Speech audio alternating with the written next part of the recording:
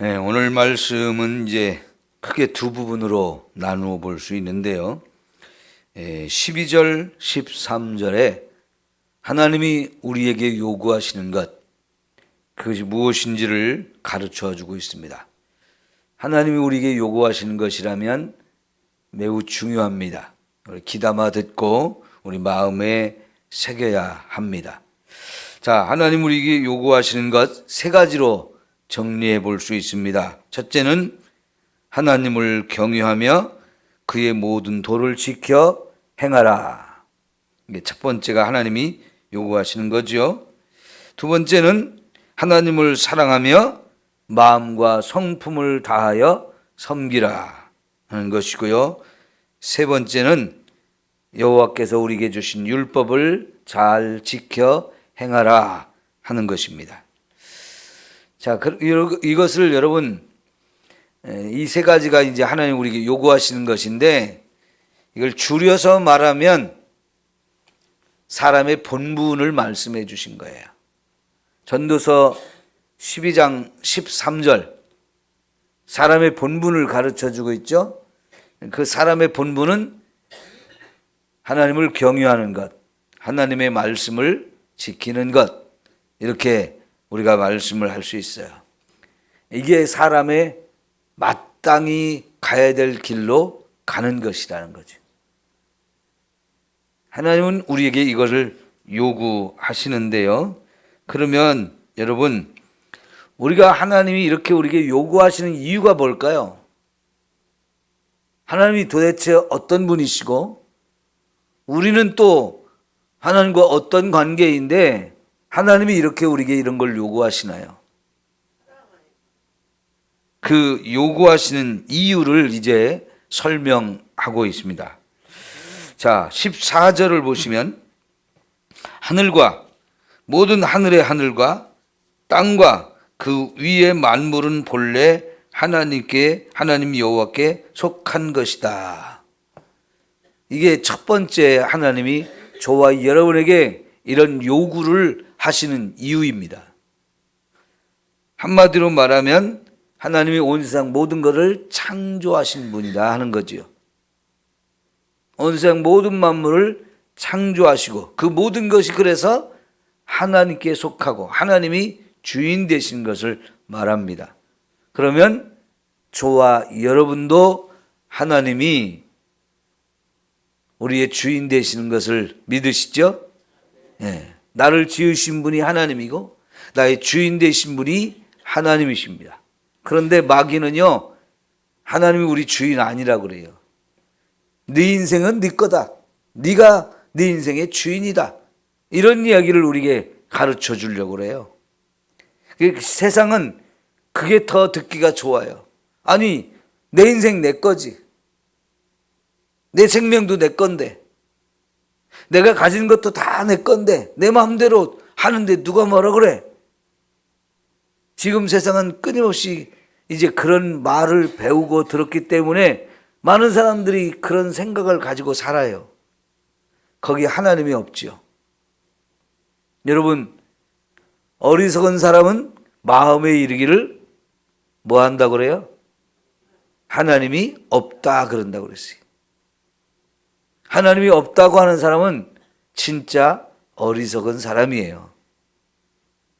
그러나 우리는 정말 하나님이 살아계신 분이고 온 세상의 창조자이고 나도 그분에 의해서 지음받은 사람이라는 것을 우리가 깨달아야 되겠죠. 얼마나 감사한 일입니까? 어제 제가 새롭게 와서서를 하나 들으니까요. 어느 목사님이 어려서 저 깊은 산골에서 살았는데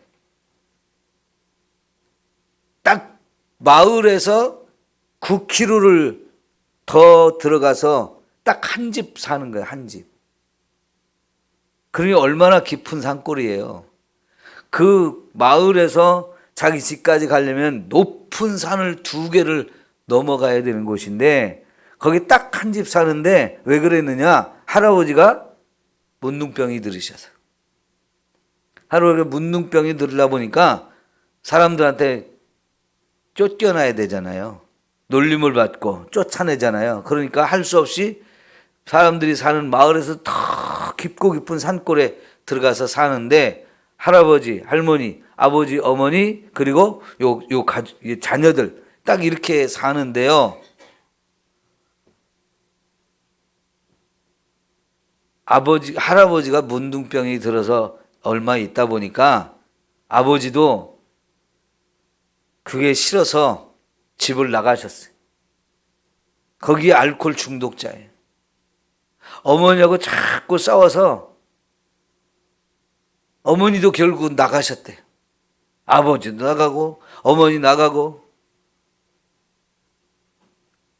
그러다가 할머니도 돌아가시고 형들도 또 다 나가고 그러니까 문둥병이 든 할아버지하고 요 목사님이 되신 분하고 이렇게 동생들 몇하고 이렇게 아주 깊고 깊은 산골에서 살았는데요. 그래도 친구가 그리워서요. 9km를 걸어 내려와서 그 마을에 있는 친구들하고 일주일에 한 2번, 3번 이렇게 놀았는데요. 어느 날 거기 노는 가운데에서 은퇴하신 할머니 전도사님이 과자를 주면서 전도를 하셨대요. 조그만 시골 교회. 그래서 처음 교회 갔는데요. 울어도 못하네. 이런 찬송을 부르는데 너무 은혜를 받고 예수님이 정말 나를 위해서 돌아가 주셨다는 이 사실을 깨달으면서 그냥 바로 믿음이 생겼대요. 근데 감사한 것 중에 하나가 뭐냐면 자기 집에 가서 이렇게 어린아이가 초등학생이 등치가 커가지고 농사를 할아버지하고 짓는데요. 할아버지가 문둥병이 심해지니까 손목이 다 떨어져 나갔대요. 그러니까 이 손이 다 떨어져 나가고 손목만 있는 거지요. 그런 손에다가 낫을 묶어주면 그 손으로 일을 하시고 그리고 할아버지와 함께 일을 배워서 농사를 짓고 살았는데 저녁이 되어서 이렇게 텐마루에 누워서 하늘을 쳐다보면 별이 보이잖아요. 그 산골짜기니까는 진짜 별이 많이 보일 거 아니에요. 그런데 그런 가운데 하나님이 깨닫게 해주신 게 뭐냐면 참 저 하늘의 별이나 산의 나무나 이런 것들을 보면 너무너무 신기하고 그런데 이게 분명히 누군가 지은 분이 있을 거다. 그런 깨달음을 갖게 됐대요. 이게 그냥 되어진 게 아니고 누군가 지은 분이 있겠다. 근데 그분이 정말 이 모든 걸 창조하셨다면 나도 창조하셨겠다. 나도 그분이 주인이겠다. 이런 깨달음을 하나님이 주셔서 어려서부터 정말 믿음이 자랐더라고요. 여러분, 이 하나님이 온 세상의 창조주라는 걸 깨닫고 사는 것, 그리고 그분이 나를 지으셨고 그분이 나의 주인이라는 걸 깨닫는 것은 너무나 감사한 일이에요. 그러기 때문에 하나님을 경외하고 하나님의 말씀을 지키며 살고 하나님을 지극히 우리의 마음과 사랑을 다해서 하나님을 사랑하라는 것 얼마나 귀한 일입니까? 하나님이 창조주고 주인이기 때문에 하나님이 요구하는 걸 우리가 순종해야 되는 거죠. 특별히 여러분 여기 14절에 하늘과 모든 하늘의 하늘과 하늘을 왜 이렇게 표현할까요? 그냥 하늘 그렇게만 표현해도 되지 않아요? 그런데 성경은요, 특별히 구약 성경에는 하늘을 말할 때 이렇게 표현을 많이 해요. 하늘과 하늘의 하늘. 요거는 하늘을 3층 천으로 보고 있는 유대인의 믿음이 들어있는 뜻이에요. 하늘은 그냥 하늘이 아니고 저 보는 하늘도 3층으로 되어 있다는 거예요. 첫째 하늘은 우리가 보는 이 우주 공간이에요. 그리고 또 하늘이 있는 그 위에 하늘이 있는데 거기는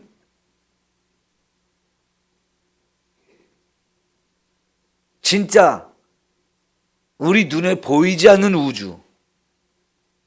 그러니까요, 여러분, 우리 눈으로 보는 게 한계가 있거든요. 그렇잖아요? 저 같은 사람 눈이 이제 나빠지니까요. 가까운 데 보는 것도 그렇고 멀리 보는 것도 그렇고 이게 불편함이 한두 가지가 아니거든요. 조금만 멀어지면 글씨가 잘 안 보이잖아요. 근데 저 우주가 어마어마하게 넓고 큰데 눈에 보이는 우주도 있지만 보이지 않는 우주는 더 어마어마해요. 그런데 하늘은 그 위에 또 하늘이 있는데 거기가 바로 하나님이 계신 곳, 다시 말하면 천국이 거기라고 유대인들은 생각한 거예요. 하늘도 그냥 하늘이 아니고 3층으로 되어 있다, 이렇게 보고 있는 거지요. 자, 그 다음에 15절은 두 번째, 여호와께서 자기 조상들을, 네 조상들을 기뻐하시고 그들을 사랑하사 그들의 후손인 너희를 만민 중에서 택하셨음이 오늘과 같으니라. 하나님이 우리에게 너무나 엄청난 것을 요구하시는 두 번째 이유는 뭐냐면, 특별히 유대인들은 세상 모든 것이 다 하나님이 지으시고 하나님 것이지만 그 중에서도 이 아브라함 때부터 그들의 조상과 그의 후손된 이 사람들을 다 특별히 선택해 주셔서 하나님의 것이 되고 하나님의 백성이 되게 해주셨다는 거지요. 이사야 43장에 뭐라고 그랬습니까? 내가 너를 지명하여 불렀나니 너는 내 것이다 라고 말씀하시잖아요. 그 앞에 너를 창조하시고 너를 조성하신 하나님이 말씀하시는데 그렇게 표현했어요. 하나님 우리를 창조하시고 우리를 조성하시고 우리를 지으신 그분, 주인 되신 그분이 세상 많은 사람들 가운데 너를 지명하여서 불렀다는 거예요. 아무개야 너는 내 것이다, 이렇게 불러주셨어요. 그리고 나서 16절은 우리에게 권고하는 내용이 잠깐 들어갔어요.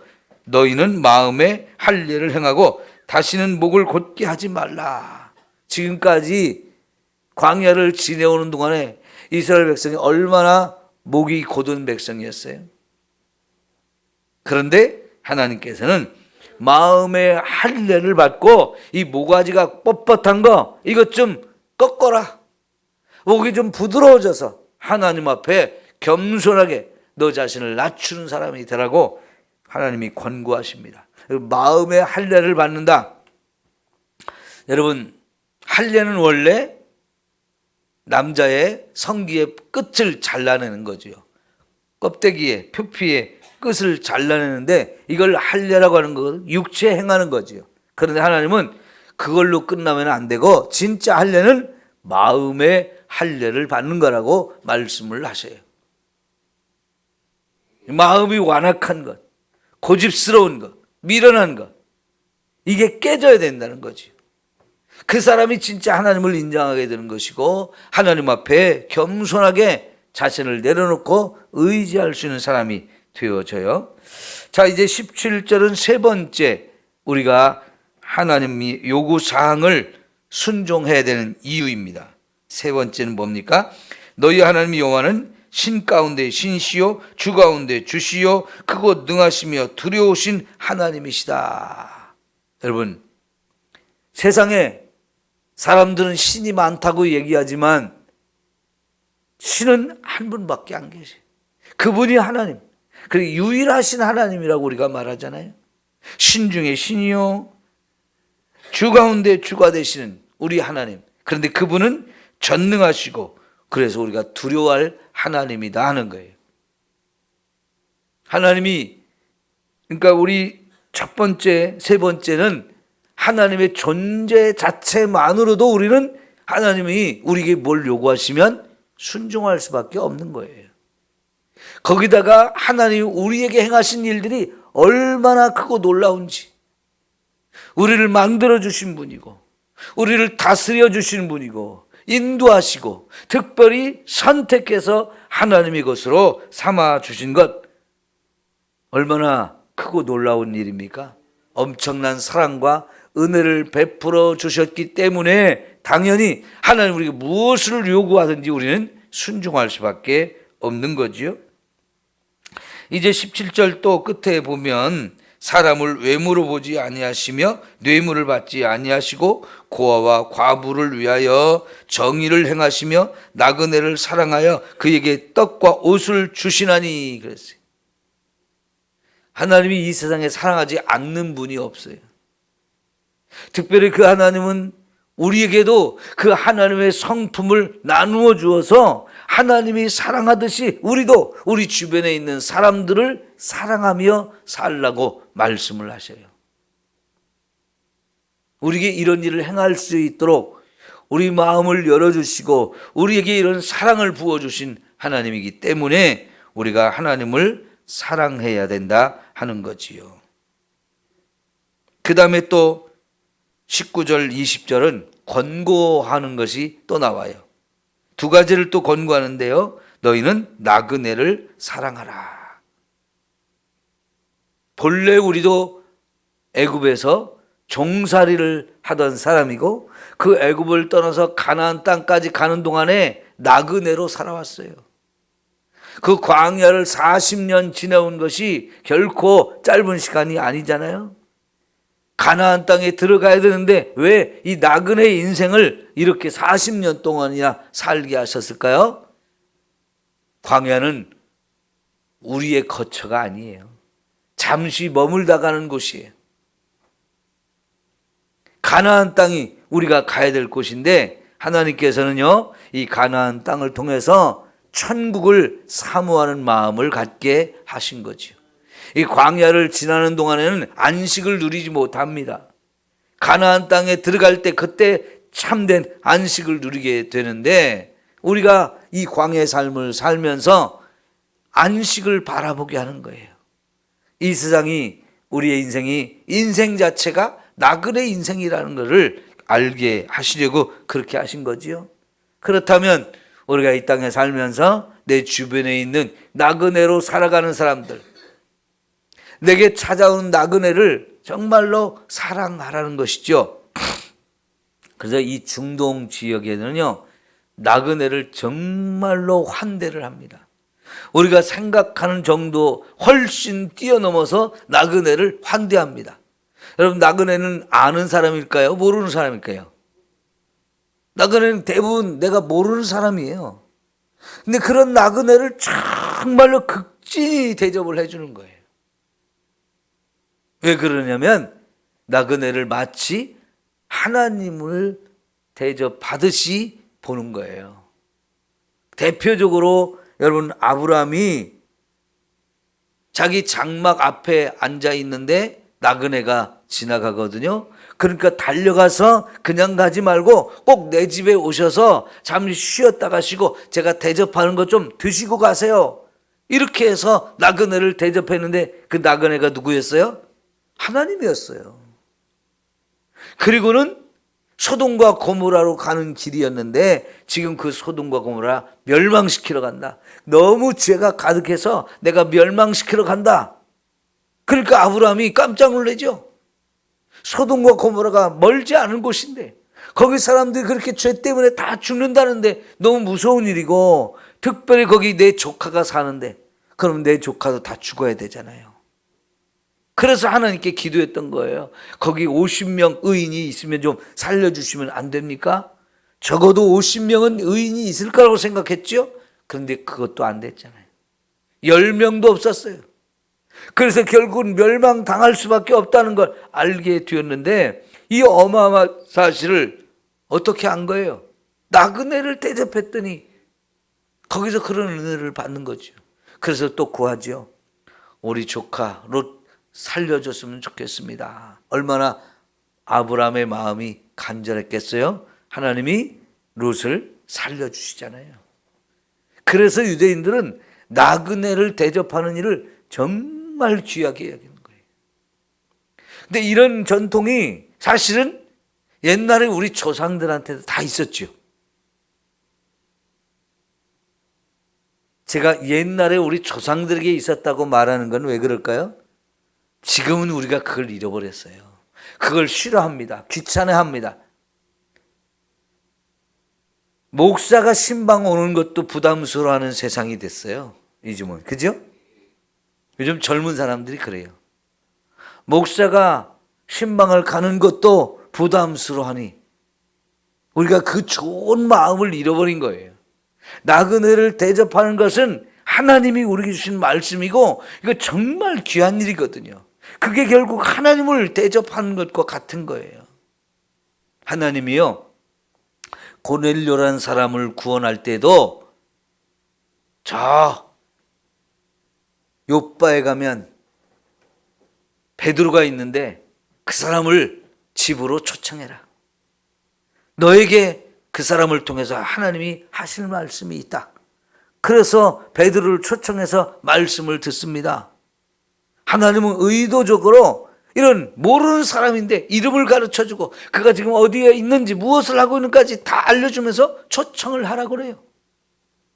그 사람이 와서 복음을 전할 때 정말 고넬료는요 너무너무 기대를 하고 많은 사람을 불러서 함께 그 사람을 만나보자고, 그가 하는 말씀을 들어보자고, 이렇게 해서 그날 그 집에 있는 모든 사람이 예수님을 믿게 되고 구원을 받게 되고 성령의 충만함을 받게 됐잖아요. 나그네를 불러오라는 겁니다. 얼마나 귀한 일이에요. 구원을 받는 엄청난 은혜가 임한 거거든요. 나그네를 대접하는 거는 정말 하나님이 기뻐하시는 일이고 하나님이 뜻이에요. 그래서 권면을 합니다. 그 다음에 20절 내 하나님 여호와를 경외하여 그를 섬기며 그에게 의지하고 그의 이름으로 맹세하라. 권고사항이지만 이제 12절에 처음 말씀하셨던 요구하시는 걸 다시 한번 강조하는 거죠. 이제 마지막으로 21절과 22절에 두 가지 또 요구사항이 나와요. 그러니까 전체적으로는 요구사항이 아니고 우리가 이 하나님의 요구하시는 이유를 설명하는 것. 5번째, 6번째거든요. 그럼 5번째는 그는 내 찬송이시요 내 하나님이시라. 하나님이 우리가 찬송해야 될 하나님이 되신다는 것. 우리가 찬송한다는 거는요 하나님 자신을 높이는 거예요. 이런 하나님이시기 때문에 그 하나님이 또 우리에게 내 눈으로 본 이같이 크고 두려운 일을 너를 위하여 행하셨기 때문에 우리가 하나님이 요구하셔도 무엇을 요구해도 다 순종해야 되는 거죠. 마지막으로 애굽에 내려간 내 조상들이 겨우 70인이었으나 이제는 내 하나님 여호와께서 너를 하늘의 별같이 많게 하셨느니라. 우리를 번성하게 하신 이 놀라운 은혜를 주셨기 때문에 하나님을 찬송하라 하는 것이지요. 여러분, 하나님이 얼마나 귀하고 아름다우신 분인지, 그리고 우리에게 얼마나 놀라운 일들을 지금도 행하고 계신지 우리가 알면요 하나님이 요구하시는 것 우리가 절대적으로 순종해야 되겠죠. 자, 다시 한번 12절 봅시다. 12절 14절 하나님 우리에게 요구하시는 것 다시 한번 확인하고 마치겠습니다. 시작. 이스라엘아 내 하나님 여호와께서 내게 요구하시는 것이 무엇이냐?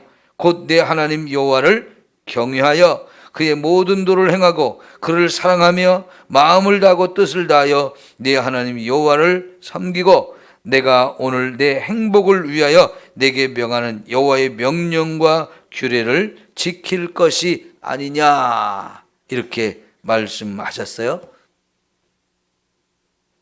하나님 우리에게 요구하시는 것을 절대적으로 순종하며 살도록 우리 더욱 힘써야 할 줄 믿습니다. 무엇보다도 하나님이 요구하시는 걸 제대로 하려면 내 마음에 하나님을 사랑하는 마음이 있어야 돼요.